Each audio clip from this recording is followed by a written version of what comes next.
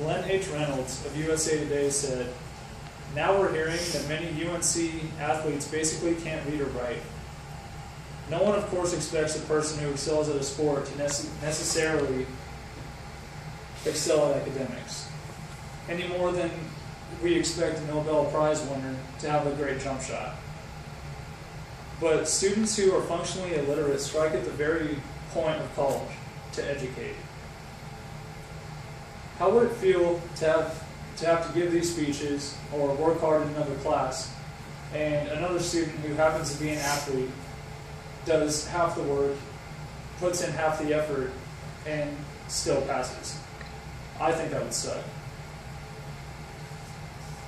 Athletic ability shouldn't be more important than academics in college, which is an institution designed specifically to educate. My uncle played football at a D1 school in college. He was assigned a tutor that basically did all his work for him. The only thing he had to do was take the test. During the season, his sole goal was to win games. Academics didn't matter, and didn't matter to the school either, as long as they won.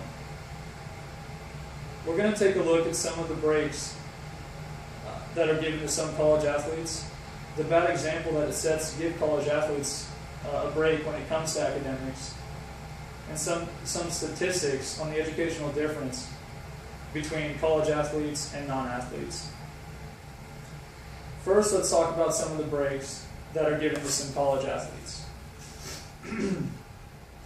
The National Collegiate Athletic Association, the NCAA, is the association that regulates sports programs for most colleges.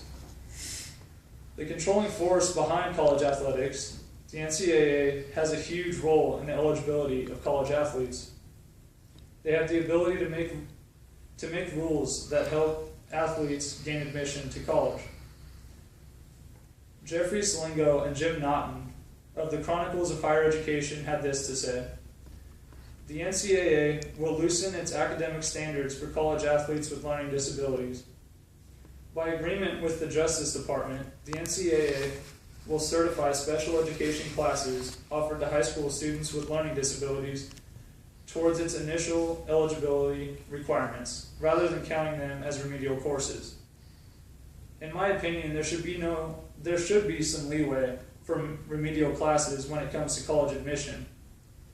But that should be given to all students, if it's going to be given at all, not just athletes to better their sports program. Admission to college should be earned, not given. If your dream is to attend a good college, it doesn't seem fair that someone who's athletically gifted is given such an advantage over you." Now let's talk about the bad example that it sets to give breaks to athletes in college. Many kids dream about playing professional sports when they get older. The majority of pro athletes had to go through college to get where they are today. It wasn't a free ride. Giving college athletes an easier road through college leads some children to think that they don't have to work hard in school as long as they excel in the sport they play.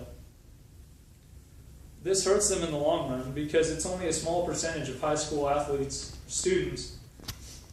that actually make it to playing college, and an even smaller percentage of that end up playing professional.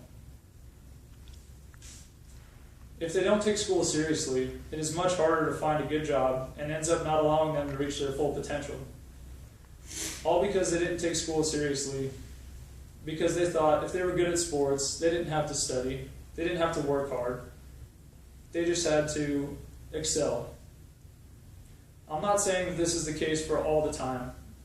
There are a lot of college athletes that end up having very lucrative careers, and they're very productive outside of athletics. But for the ones that don't, they miss out on what could have been. Now we'll talk about some statistics on the educational difference between college athletes versus non-athletes. Some people may think that the special treatment isn't fair. Here is a statistic that shows just how big of a difference there is on average.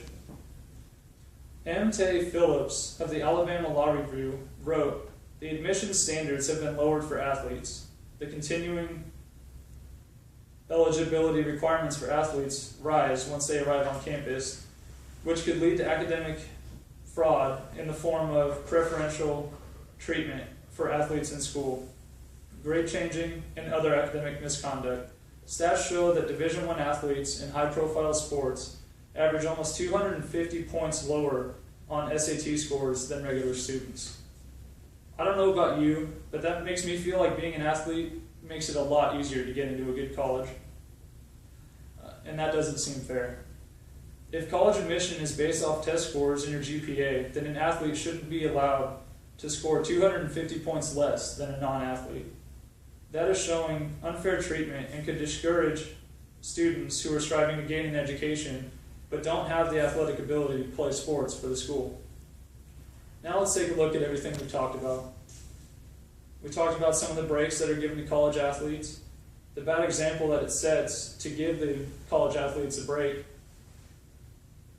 and some statistics on the educational difference between college athletes and non-athletes. Athletic ability shouldn't be more important than academics in college, which is an institution designed specifically to educate.